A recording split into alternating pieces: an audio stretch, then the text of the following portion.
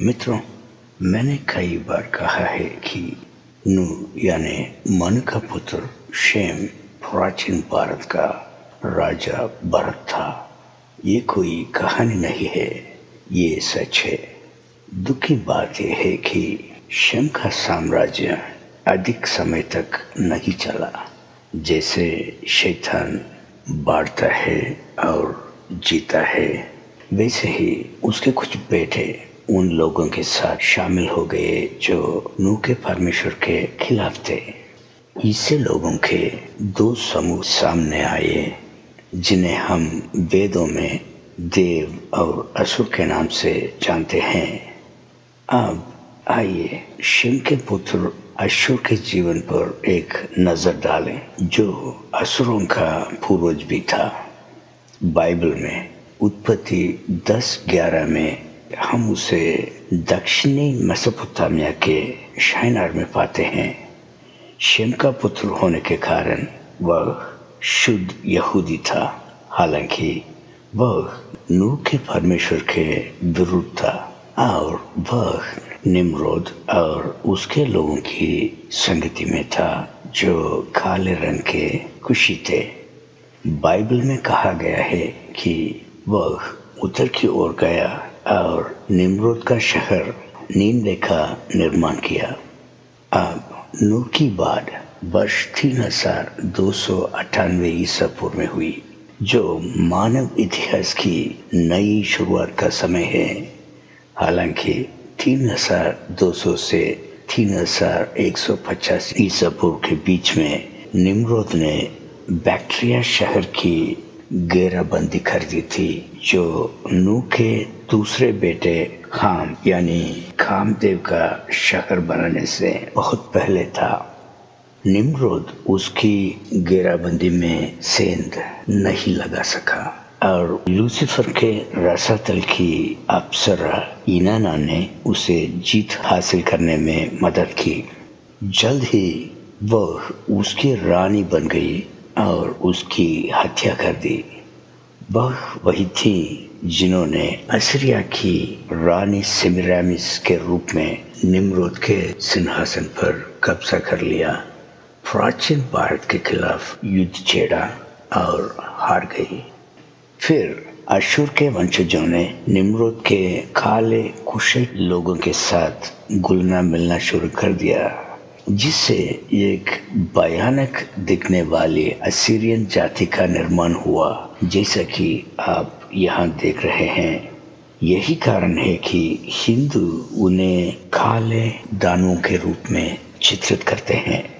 इसका मतलब ये नहीं है कि भारतीय यहूदी शुद्ध बने रहे।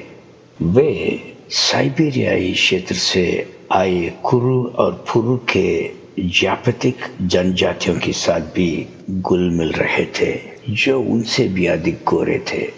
हालांकि उन कौरवों ने पवित्र जीवन नहीं जिया, वे खामुक थे।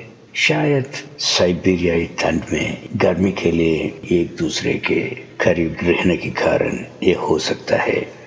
महाभारत में कहा गया है कि ये ऋषियों द्वारा अनुमोदित और प्राचीनता की स्वीकृति थी। बाद में जब वर्ष 2796 ईसा पूर्व में राजा भरत की मृत्यु हो गई, तो उन्होंने शेम द्वारा स्थापित साम्राज्य पर कब्जा कर लिया और इसे कुरु राजवंश कहा। इन्हीं के शासनकाल में लगभग 2700 ईसा पूर्व या उसके कुछ समय बाद महाभारत युद्ध हुआ था। महाभारत युद्ध को कुरुक्षेत्र युद्ध भी कहा जाता था, जिसका अर्थ है कुरु के स्थान पर हुआ युद्ध।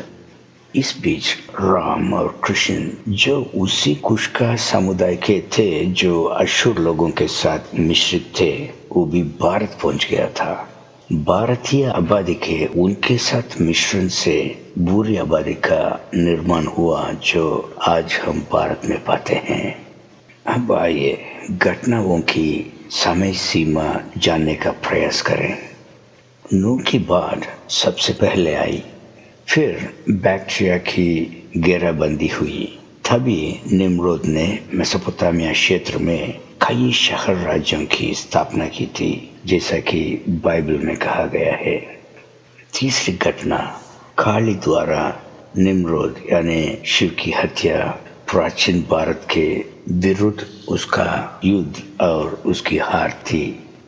तभी हाम जो कामदेव है मिस्र से भारत आए और डायोनिसस उसका पीछा करते हुए आया, क्योंकि कामदेव ने डायोनिसस का पिता को मार डाला था। खतरे को बांधते हुए हाम यानी कामदेव बैक्ट्रिया के पास भाग गया।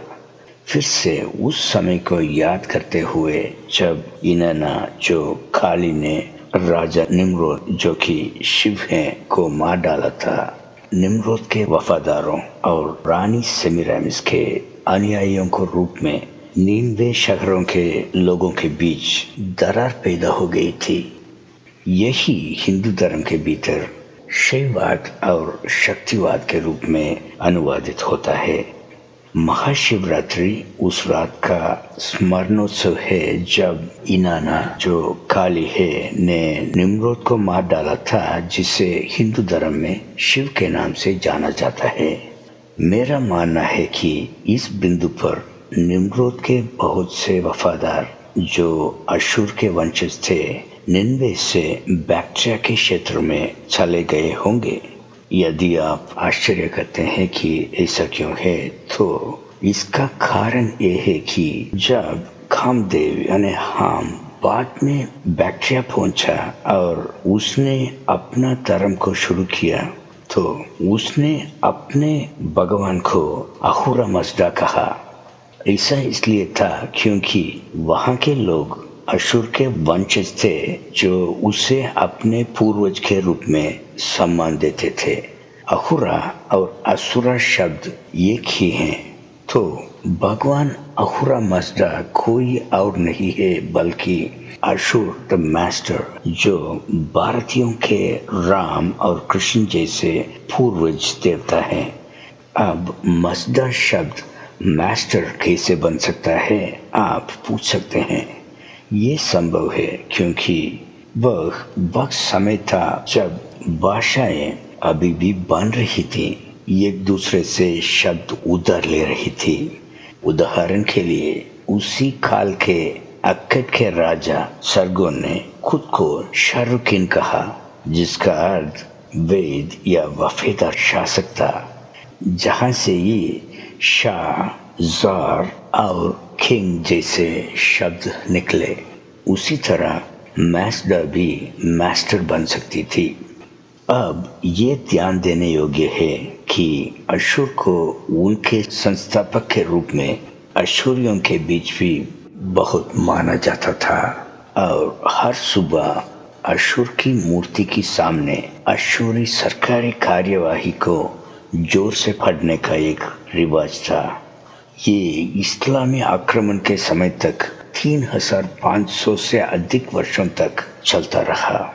इस प्रकार भारत से लेकर असीरिया तक के लोगों पर पहले आर्य शेम का प्रभाव है, जो माउंट अरारत के पास अराटा क्षेत्र से आया था, जहां नूह का जहाज उतरा था।